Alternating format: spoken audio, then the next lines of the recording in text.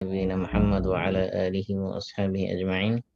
سبحانك لا علم لنا إلا ما علمتنا إنك أنت العليم الحكيم. رب اشرح لي صدري ويسر لي أمري واحلل عقدة من لساني يفقه قولي.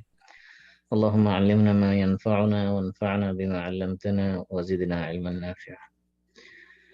আলহামদুলিল্লাহ, আমরা সূরাতুন নূরের প্রথম 2-3 আয়াত মনে সম্ভবত আলোচনা করেছিলাম। এর মধ্যে জিনা সংক্রান্ত যে আয়াতটা, সেটা আলোচনার ভিতরে আমরা ছিলাম এবং সেখানে আমরা আলোচনা করেছিলাম যে জিনার শাস্তি কি। তো আমরা জানি যে জিনার শাস্তির জন্য দুইটা পরিভাষা কোরআন হাদিসে ব্যবহার করা হয়েছে। সেটা হলো, একটা হলো আল জালদ আর একটা হলো আর রজম। জালদ বলা হয় বেত্রাঘাত, যেটা অবিবাহিত নারী পুরুষের ক্ষেত্রে প্রযোজ্য। আর রজম হলো পাথর মেরে মেরে ফেলা। কোনো নির্দিষ্ট সংখ্যার পাথর নেই, যতক্ষণ মারা না যাবে ততক্ষণ মধ্যে পাথর মারতেই হবে। এটাকে আরবিতে বলে রজম। আর জালদ হলো চাবুক মারা বা দৌড়া মারা, যেটা আমরা বলি না কেন, মানে প্রহার করা, 100 বেত্রাঘাত করা। এটা হলো শাস্তি। তাহলে আমরা পাইলাম অবিবাহিতদের জন্য শাস্তি হলো জালদ, আর বিবাহিতের শাস্তি হলো রজম। ওকে, এখন আমরা গত সপ্তাহে আলোচনা করেছিলাম যে জালদ এবং রজম দুইটাই একসাথে করতে হবে কিনা। আমরা বলেছিলাম যে জমহুর উলামায়ে কেরাম, মেজরিটি স্কলারদের বক্তব্য হলো না, যেখানে রজমের মাধ্যমে যেখানে মেরে ফেলা হচ্ছে সেখানে আগে আর জলদ করার কি নেই, প্রয়োজন নেই। যদিও জাহেরি মাযহাব, যেটা এখন বিলুপ্ত প্রায় মাযহাব, ওই মাযহাবের মধ্যে রজম এবং জলদ দুইটাই করতে হবে। তারপরে প্রশ্ন হলো যে অনেক একাধিক হাদিসের মধ্যে আসছে যে জিনা যে করবে তাকে জিনা শাস্তি দেওয়ার পরে তাকে 1 বছরের জন্য দেশান্তরিত করতে হবে, তার এলাকা থেকে বের করে দিতে হবে। এটা কি প্রযোজ্য কিনা? আবু হানিফার মতে শুধুমাত্র জিনার শাস্তি, অবিবাহিত নারী পুরুষ কেউ জিনা করলে তার শাস্তি শুধুমাত্র জালদ, অর্থাৎ তাকে 100 বেত্রাঘাত করতে হবে, তাকে দেশান্তরিত করতে হবে। এটা কোরআন হাদিস দ্বারা প্রমাণিত নয়, বরং এটা নির্ভর করবে যিনি কাজী রায় দিবেন তার ওই কাজীর মতামতের উপর। কাজী যদি মনে করে না তাকে শুধুমাত্র 100 বেত্রাঘাতই যথেষ্ট নয়, বরং তাকে দেশান্তরিত করতে হবে, সেই ক্ষেত্রে তিনি এটা করতে পারবেন, যেটা তাজিরাতের মধ্যে পড়ে। তাজিরাত হলো যে বিষয়টা কাজীর হাতে শরিয়া, ইসলামী শরিয়া ন্যস্ত করেছে ক্ষমতাটা। এটা হলো আবু হানিফার বক্তব্য। হ্যাঁ, আর অন্যান্য মাযহাবের বক্তব্য, মালিক, ইমাম শাফি, ইমাম আহমদ বিন হাম্বল, অন্যান্য 3 মাযহাবের বক্তব্য হলো যে না, যদি অবিবাহিত নারী পুরুষকে জেনা করে তাকে 100 বেত্রাঘাত করতে হবে, প্লাস 1 বছরের সময়ের জন্য তাগরিব ও আমিন, তাকে 1 বছরের জন্য দেশান্তরিত করতে হবে। তো তার এলাকা থেকে তাকে তাড়িয়ে দিতে হবে।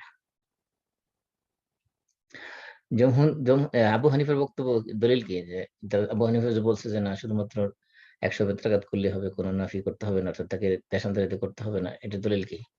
দলিল হলো বলতেছে যে যদি তাকে 100 বেত্রাঘাতের সাথে আর অন্য কোনো শাস্তি থাকতো তাহলে সেটা কোরআনে উল্লেখ করা থাকতো। যেহেতু হাদিস দ্বারা ওটা সাব্যস্ত, সুতরাং হাদিস দ্বারা কোরআনকে নস্খ করা, রহিত করা যায় না, সুতরাং এটা প্রযোজ্য না। এটা হলো আবু হানিফার বক্তব্য। অন্যান্য 3 মাযহাব যারা বলছে যে না, নফিও করতে হবে, অর্থাৎ নফি করতে হবে তাকে 1 বছরের জন্য, তাগরিব আম যেটা 1 বছরের জন্য তাকে দেশান্তর করতে হবে। এটা দলিল হলো উবাদ ইবনে সামিত রাদিয়াল্লাহু আনহু থেকে বর্ণিত যে হাদিসটা আমরা আগে আলোচনা করেছি। সেখানে আল্লাহ রাসূল বলেছেন, আল বিকরু বিল বিকরি জালদু মিআতিন ওয়া তাগরিবু আমিন ওয়া সাইয়্যিবু জালদু মিআতিন ওয়ার রাজম। এই জন্য এই হাদিসের মধ্যে আসছে যে অবিবাহিত যদি কেউ জিনা করে তাকে জালদু মিআতিন মানে 100 বেত্রাঘাত, ও তাগরিবু আমিন, এবং তাকে এক বছরের জন্য কি করা হবে, তাকে দেশান্তরিত করা হবে। এই হাদিস দ্বারা তারা দলিল দিয়েছেন, যেহেতু হাদিসের মধ্যে স্পষ্ট বলা হয়েছে যে তাকে 100 বেত্রাঘাত প্লাস 1 বছরের জন্য দেশান্তরিত করতে বলা হয়েছে, সেই জন্য করতে হবে। আরেকটা হাদিস হলো কিসসাতু উসাইফ, যে যে এক নারীর সাথে জেনা করেছিল, যেটা আমরা গত ক্লাসে আলোচনা করেছিলাম। সেখানে তার পিতার সাথে যখন কথা হয়েছিল, তখন সেখানে আল্লাহ রাসূল বলেছিলেন, ইন্না আলা ইবনিকা জালদু মিআতিন ওয়া তাগরিবু আমিন। সেই হাদিসের মধ্যে আছে যে তোমার সন্তানকে কি করতে হবে, 100 বেত্রাঘাত করতে হবে এবং তাকে 1 বছরের জন্য দেশান্তরিত করতে হবে। এই হাদিস দুটো দ্বারা জমহুর উলামায়ে কেরাম অর্থাৎ আবু হানিফা ছাড়া বাকি বক্তাদের বক্তব্য হলো তাকে দেশান্তরিত করতে হবে। কিন্তু আবু হানিফার যুক্তিটা কি এখানে গ্রহণযোগ্য? অধিকাংশ উলামায়ে কেরাম গ্রহণযোগ্য বক্তব্য পেশ করেছেন। কারণ হলো, একজন নারীকে, একজন জেনাকারী নারীকে তাকে যদি দেশান্তরিত করে দেওয়া হয়, তাহলে তার দ্বারা আরো ফিতনা আরো বেশি বাড়বে। কারণ তাকে দেশান্তরিত করে সে ওই এলাকা ছেড়ে কোথায় না কোথায় যাবে, সেখানে কার সাথে কি অপকর্ম করবে তার তো কোনো গ্যারান্টি নেই। এই জন্য বলা হচ্ছে যে নারীকে একটা নারীকে তাকে বাড়ি থেকে বের করে দেওয়া, এটা তার জন্য আরো বেশি ফিতনার আশঙ্কা। সুতরাং এই ফিতনা আশঙ্কা থেকে মুক্ত রাখার জন্য তাকে তাগরিব করতে হবে না, বরং তাকে 100 বেত্রাঘাতই যথেষ্ট। তারপরে প্রশ্ন হলো হাদিসের সাথে সম্পৃক্ত, সেটা হলো জিম্মি যারা, জিম্মিদের যদি অবিবাহিত হয় তার শাস্তি কি হবে? কারণ হলো ইসলামের বিধান হলো শাস্তির ক্ষেত্রে যদি স্বাধীন মানুষ হয়, স্বাধীন মানুষের শাস্তির অর্ধেক শাস্তি হলো দাসদের শাস্তি। তাহলে এখন জিম্মি যারা, জিম্মি কারা? জিম্মি হলো যারা ইসলামের রাষ্ট্রে কোনো মুসলিম যখন ট্যাক্স দিয়ে বসবাস করে, জিজিয়া দিয়ে বসবাস করে, তাকে বলা হয় জিম্মি। তো অমুসলিমদের মধ্যে, অমুসলিম যারা মুসলিম কান্ট্রিতে বসবাস করে তাদেরকে 3 শ্রেণীতে সাধারণত ভাগ করা হয়। একটা হলো জিম্মি, একটা হলো মুআহাদ, একটা হলো মুস্তামিন। তো এখানে জিম্মি হলো যারা ইসলামের রাষ্ট্রে জিজিয়া দিয়ে বা কর দিয়ে বা ট্যাক্স দিয়ে যারা বসবাস করে, তাদের ক্ষেত্রে জেনার শাস্তি কি হবে? আবু হানিফার বক্তব্য হলো কোনো জিম্মি যদি জেনা করে তাহলে তাকে 100 বেত্রাঘাত করতে হবে। আর ইমাম শাফি এবং হাম্বল, আহমদ ইবনে হাম্বল, তাদের বক্তব্য হলো তাকে রজম করতে হবে। রজম মানে পাথর মেরে মেরে ফেলতে হবে। যদি হয়, সরি, বিবাহিত হয়, কোনো জিম্মি যদি বিবাহিত হয়, সাধারণত মুসলমানদের ক্ষেত্রে কোনো মুসলিম যদি জেনা করে সেক্ষেত্রে অবিবাহিত হলে 100 টাকা, বিবাহিত হলে তাকে রজম করতে হবে। কিন্তু যদি জিম্মি হয় অর্থাৎ অমুসলিম, যে মুসলিম রাষ্ট্রে বসবাস করে, তার ক্ষেত্রে শাস্তির ক্ষেত্রে আবু হানিফার বক্তব্য বলে সে যদি বিবাহিত হয় অর্থাৎ মুহসিন হয়, তারপরেও তাকে কি করতে হবে? তাকে রজম করা যাবে না, বরং তাকে জলদ করতে হবে, 100 বেত্রাঘাত করতে হবে। আর অন্য মাযহাবের মধ্যে তাকেও কি করতে হবে? জিম্মিকেও রজম করতে হবে। তাহলে আবু হানিফার দলিল কি? আবু হানিফা যে বলছে যে জিম্মি হলে তাকে রজম করা যাবে না, বরং তাকে জলদ করতে হবে, অর্থাৎ জালদের মাধ্যমে 100 বেত্রাঘাত করতে হবে, তার দলিল হলো আল্লাহ রাসূল হাদিস ইবনে উমর রাদিয়াল্লাহু তাআলা থেকে বর্ণিত হাদিস। রাসূলুল্লাহ সাল্লাল্লাহু আলাইহি ওয়াসাল্লাম বলেছেন, মান আশরাকা বিল্লাহি ফালাইসা বিমুহসিন, যে আল্লাহর সাথে শিরক করলো সে কি নয়? সে মুহসিন নয়। অর্থাৎ মুহসিন হলো আহ সাধারণত বলা হয় সতী সাধবী নারী পুরুষদেরকে মুহসিন বলা হয়। এই যারা, অর্থাৎ যারা এক কথায় যারা বিবাহিত তাদেরকে সাধারণত মুহসিন ধরা হয়। তাহলে এখানে আল্লাহ রাসূল বলছে যে হাদিসের মধ্যে আসলে যে ব্যক্তি আল্লাহর সাথে শিরক করলো সে আর মুহসিন নেই। এখানে যেহেতু ওই হাদিসের মধ্যে বলা হয়েছে সে আর মুহসিন নাই, সেজন্য বলা হচ্ছে যে একজন জিম্মি যে, সে যেহেতু মুহসিনের না, সুতরাং মুহসিনের জন্য যে শাস্তি, সেই শাস্তি তাকে দেওয়া যাবে না, অর্থাৎ তাকে রজম করা যাবে না, তাকে কি করতে হবে? তাকে 100 বেত্রাঘাত করতে হবে। তাহলে এখন প্রশ্ন হলো, আল্লাহ রাসূল সাল্লাল্লাহু আলাইহি ওয়াসাল্লামের জীবদ্দশায় রাসূল সাল্লাল্লাহু আলাইহি ওয়াসাল্লাম 2 ইহুদিদের উপরে রজমের বিধান কায়েম করেছিলেন। তাহলে সেটা রাসূল কিভাবে করেছিলেন? এটা জবাবে বলা হয়েছে যে রাসূল সাল্লাল্লাহু আলাইহি ওয়াসাল্লাম যে 2 ইহুদিদের উপর যে রজম কায়েম করেছিলেন, অর্থাৎ তাদেরকে পাথর মেরে মেরে ফেলেছিলেন, সেই শাস্তি বিধান দিয়েছিলেন রাসূল সাল্লাল্লাহু আলাইহি ওয়াসাল্লাম তাওরাতের বিধান অনুযায়ী। কারণ তাওরাতের মধ্যে এই বিধান ছিল, সেই হিসেবে দিয়েছেন। আচ্ছা, এই হলো হানাফিদের বক্তব্য। আর যারা শাফি এবং হাম্বলি যারা বলেছে যে তাদেরকে রজম করতে হবে, সেটা হলো আল্লাহ রাসূলের হাদিস আছে, ইজা কাবিলুল জিজিয়াতা ফালাহুম মা লিল মুসলিমিন ওয়া আলাইহিম মা আলাল মুসলিমিন, যখন কোন অমুসলিমদের কাছ থেকে জিজিয়া বা কর গ্রহণ করা হবে, তখন তাদের একজন অমুসলিম, সেও মুসলমানদের মতো অধিকার পাবে এবং তার উপর দায়িত্ব বর্তাবে। একজন মুসলমানের উপর যে সকল দায়িত্ব বর্তায়, অর্পিত হয়, সেই সকল দায়িত্ব তাদের উপরও অর্পিত হবে। অর্থাৎ ওর অধিকার, হক এবং অধিকারের ক্ষেত্রে এবং দায়িত্বের ক্ষেত্রে মুসলিম অমুসলিম সেই ক্ষেত্রে সবাই সমান অধিকার ভোগ করবে। এই হাদিস দ্বারা বোঝানো হয়েছে যেহেতু যেখানে তাদের একজন জিম্মি যখন কর দিবে, তখন তার ক্ষেত্রে মুসলমানরা যা পায় সে তাই পাবে। সেই ক্ষেত্রে এই জন্য বলা হচ্ছে যে মুসলিমরা যে শাস্তি ভোগ করবে, একজন জিম্মিও সেম শাস্তি কি করবে? ইসলামের রাষ্ট্রে ভোগ করবে। তারপরে মাসালা হলো, এই যে মনে করেন জেনার শাস্তি, রজম হোক বা জালদ হোক, যেটাই হোক না কেন, এই শাস্তি প্রয়োগ করবে কে? এই শাস্তি প্রয়োগ করার ক্ষমতা কার আছে? এলাকার মধ্যে মনে করেন যারা ওই গ্রাম্য মাতব্বর আছে, সালিশি বসে প্রমাণ হলো যে ওরা জিনা করছে, তাদেরকে জিনার শাস্তি দেওয়া যাবে না।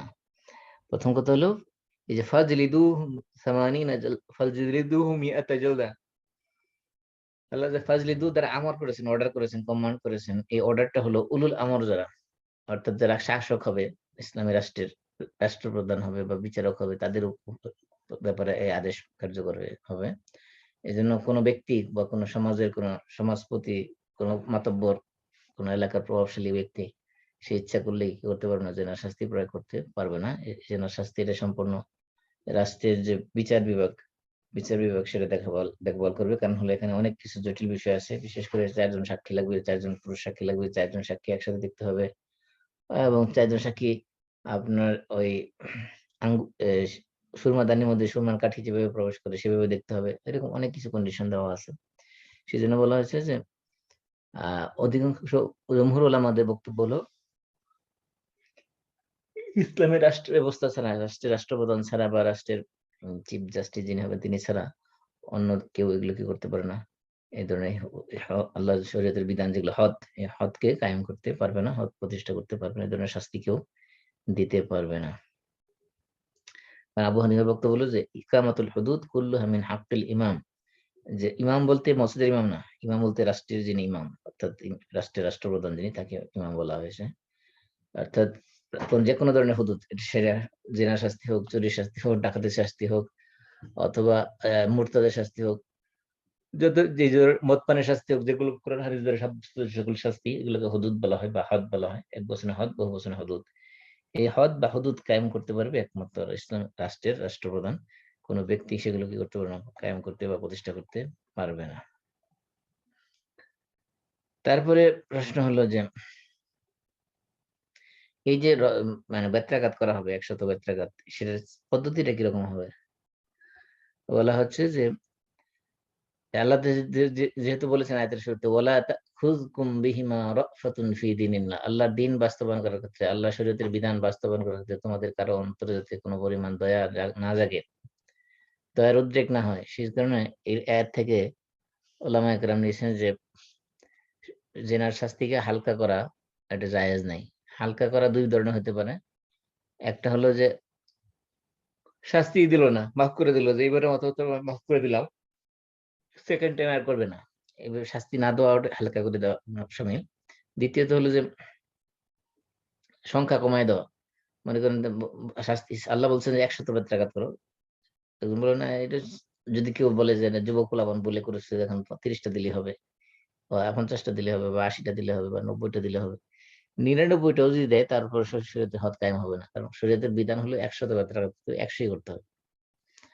তাহলে আপনার এই হালকা মানে শরীয়তের শাস্তির যে পদ্ধতি, শাস্তিটা মানে 3 ভাবে মানুষ এটাকে শিথিল করতে পারে। আল্লাহ যেহেতু বলছে তোমাদের দয়া জাগায় না, তোমাদের অন্তরে যদি দয়া না জাগে, মনের মধ্যে যদি দয়া না জাগে, দয়া জাগার মানে হলো এরা কয়েকভাবে হতে পারে দয়া জায়গা। 1 নম্বর হলো শাস্তিকে হালকা করে দেওয়া। শাস্তি হালকা করে দেওয়া হতে পারে কিভাবে?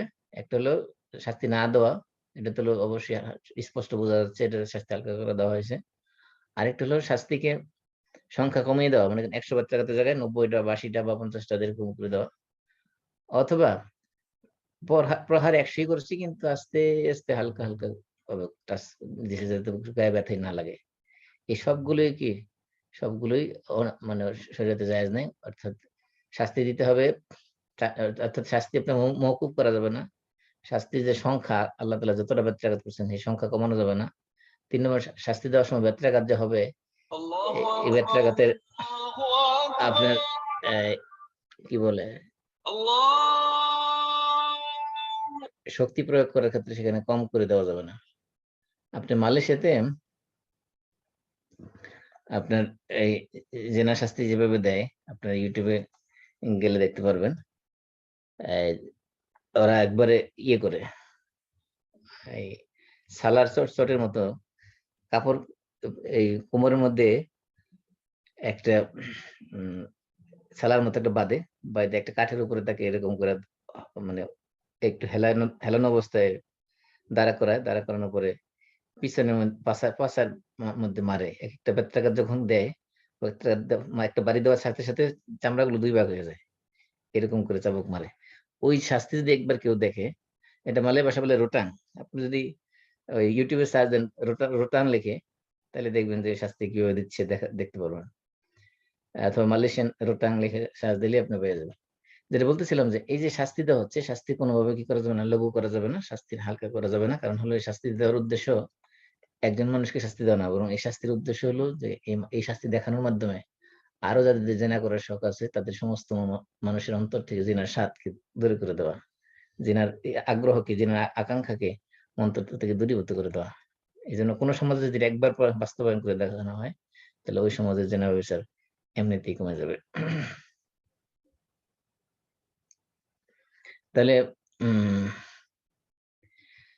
যদিও আমি এতক্ষণ যেটা বললাম এটা মালয়েশিয়ার কথা বললাম, কিন্তু শরীয়তের বিধান হলো যে যে প্রহার যে করা হবে, প্রহারটা ব্যথা পাবে এমন হতে হবে, কিন্তু এই ব্যথার এমন প্রহার করা যাবে না যেটা দ্বারা ক্ষত বিক্ষত হয়ে যেতে পারে, অর্থাৎ চামড়া ফেটে যেতে পারে, এরকম ভাবে প্রহার করা যাবে না।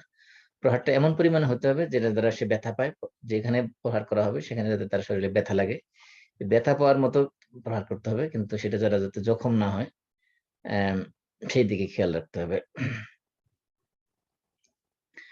এবং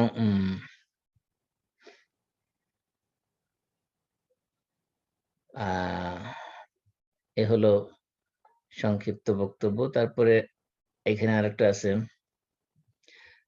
আরেকটা বিষয় হলো যে জেনা শাস্তি প্রয়োগ করার ক্ষেত্রে কোন কোন অঙ্গের মধ্যে মারা যাবে, সেক্ষেত্রে বিষয় হলো যে 3টা অঙ্গ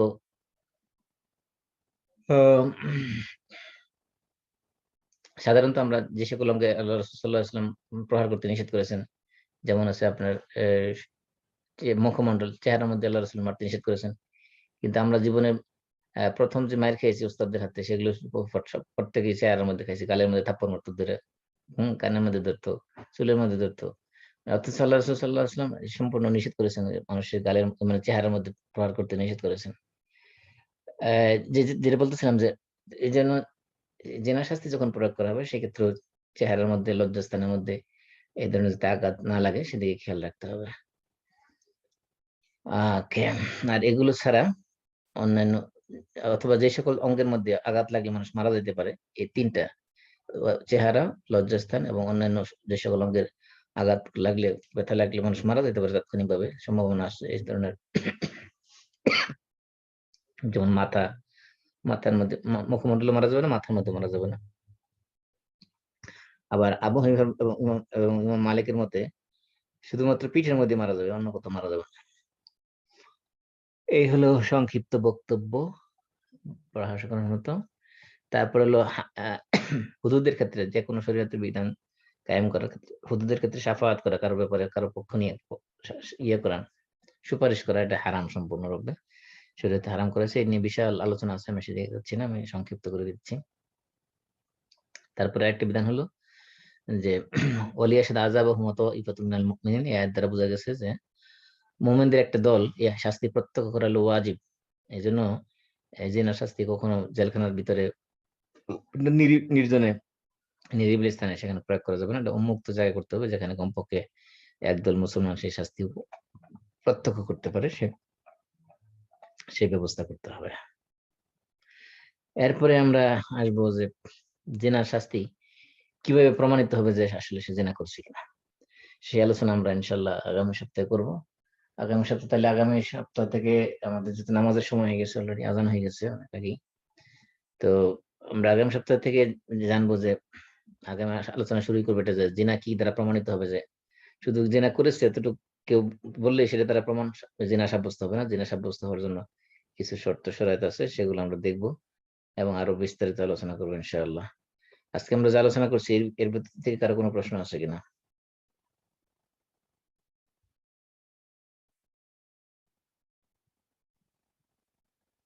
আপনার কথা শুনতে পাচ্ছেন? জি, শুনতে পাচ্ছি। তো জি, আপনার তো শোনা যাচ্ছে। নামাজের সময় হয়ে গেছে। জি। জি, আমাদের এখানে নামাজের সময় অনেক, আরো কয়েক মিনিট আগেই হয়েছে, 5 মিনিট আগে জি, জি। আজান হয়েছে। আজকে অপেক্ষাতে যা বললাম আমরা, এর মধ্যে কোনো প্রশ্ন আছে কিনা? কি মালয়েশিয়ান, এটা কি নোটান না কি বললেন? রোটাং, রোটাং, রো আর ও ও দিয়ে। ও ও রোটান। আচ্ছা, আচ্ছা। মালয়েশিয়া এবং ইন্দোনেশিয়া 2 জায়গায় আছে। হুম। জি, আর কোনো প্রশ্ন আছে কারো? নাহলে আমি নামাজে চলে যাচ্ছি আর কি। প্রশ্ন নাই। রোটান পানিশমেন্ট লিখে দিলে হবে, আর OTAN, রোটান।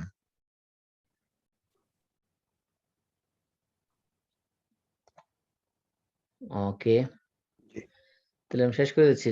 তোমরা তাহলে কাফারাতুল মাজলিস পড়ি। আপনার আগামী সপ্তাহে তাহলে টাইমটা একটু আর্লি জানাই দিন আমাকে, তাহলে আমার জন্য সুবিধা হবে আর কি। সবাই আলোচনা করে টাইমটা একটু আর্লি জানাই দিলে তাহলে সুবিধা হবে।